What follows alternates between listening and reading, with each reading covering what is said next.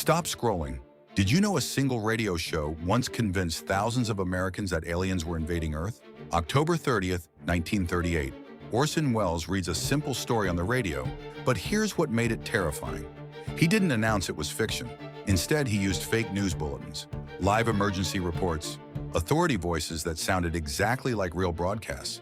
People fled their homes in panic. Police stations were flooded with calls. Some claimed they could actually smell poison gas in the air.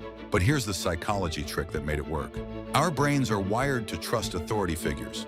When someone sounds official, we believe them. Add realistic formatting, and fear takes over completely.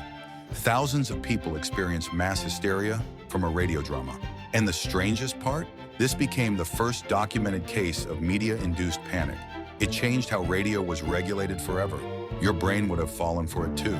Because when fear meets authority, logic disappears.